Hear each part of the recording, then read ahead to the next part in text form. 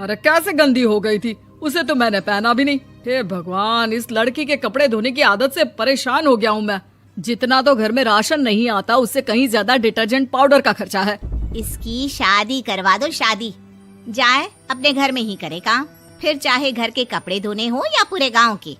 हाँ ठीक बोल रही हो, देखता हूँ मैं कोई लड़का। वो दिन भी आ जाता है जब विभा को देखने लड़के वाले आ जाते हैं। लड़की मुझे अच्छी लगी। होने वाली सास कहती है, बेटी अगर कुछ पूछना है तो पूछ लो।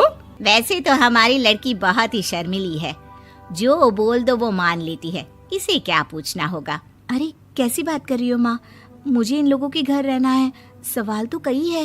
हाँ हाँ बेटा पूछ लो ना, क्या पूछना है। आप लोगों के घर कपड़े कौन धोता है? सास का मुंह बन जाता है।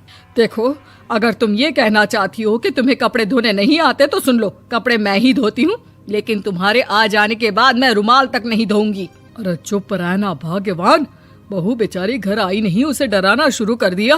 वो क्या है ना बिटिया, अभी तक तो ये कल्लू की माँ ही धोती थी, लेकिन अब तुम्हारे पापा तो दहेज में वॉशिंग मशीन देंगे ही। तभी विभा की माँ बोल पड़ती है, सवाल भी पूछा तो क्या। वैसे भाई साहब, मशीन की तो फिर भी कपड़े धोने की कैपेसिटी होती है। मतलब जो बिटिया दे रहे हैं ना विभा, इसे कपड़े धोने का बहुत शौक है। ये आप लोगों के क्या, आस पड़ोस गांव मोहल्ले सबके कपड़े धो दे और उफ तक ना करे। बाहर देखा नहीं आपने कितने कपड़े सूख रहे हैं, सब हमारी बिटिया ने ही तो धोए हैं। बस भी करो ना माँ, शर्म आ रही इतनी तारीफ सुनकर।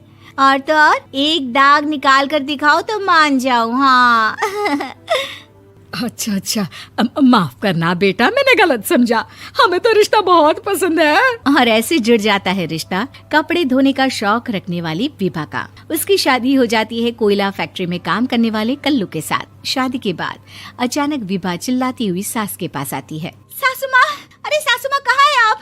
ये तो धोखा है, धोखा दिया आप लोगों ने मुझे।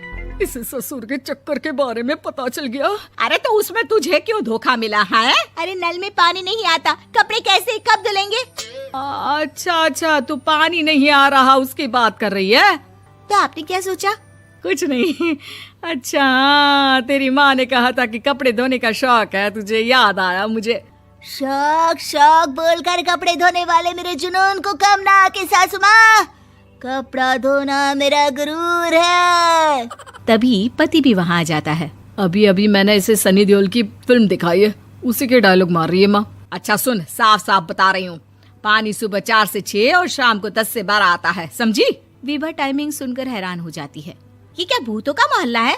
सुबह 4 बजे उठकर कौन कपड़े धोता है? 4 बजे टंकी में पानी जाता है, फिर सारा दिन धोना ना, किसने मना किया? अरे कैसी बात कर रही हैं? 200 लीटर की टंकी में कितने कपड़े धो लूंगी मैं, सुबह ही उठ जाऊंगी मैं। अब क्या था, विभा सुबह 4 से लेकर रात के 12 बजे तक कपड़े ही धोती रहती। एक रोज सास पड़ोस से निकलकर कहीं जा रही होती है कि साथ वाली कहती है, हाँ कल्लू की माँ, जरा ये बताओ कि 2 साड़ी है, 2 ब्लाउज और एक पेटीकोट और एक नाड़े वाला लंबा कच्छा। हाँ तो? अरे तो क्या, कितना लोगी धुलाई ये बताओ। धोबन दिख रहे हैं हम क्या? हमारे पति सरकारी नौकरी से अभी रिटायर हुए हैं और बेटा सुपरवाइजर है कोयला फैक्ट्री में। धोबन समझ रखा है हमें? हाय रे कल्लू की अम्मा, माफ कर दो, वो तो मोहल्ले में यही सब बता रहे थे कि तुमने बहू को कपड़ा धुलवाने के काम में लगा दिया है। सास को पड़ोसन की बात सुनकर गुस्सा आ जाता है। वो घर पहुंचती है जहां घर के बाहर ही इतने सारे कपड़े सूख रहे होते हैं जितने कि किसी धोबन के घर पर। अरे ओ कल्लू की दुल्हन, बाहर निकल। माँ जी यहीं आ जाओ, बाथरूम में चादर धो रहे हैं हम। अरे अभी हम धोते हैं, तुमको बाहर निकलो। ये आस पड़ोस वाले बोल रहे हैं कि हम बहू से कपड़े धुलवा कर उसे कपड़ा धोने वाली बना दिए हैं।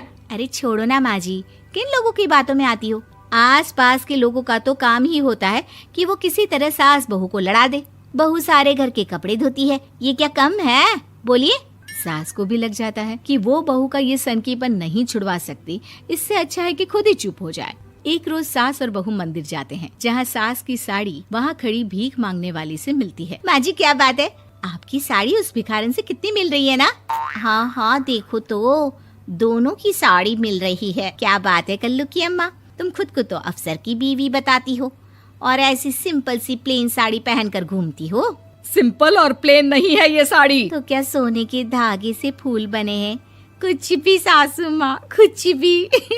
हाँ, बने थे इस साड़ी में सोने के धागे से फूल। मेरे पति लेकर आए थे मद्रास से स्पेशली मेरे लिए 10,000 की।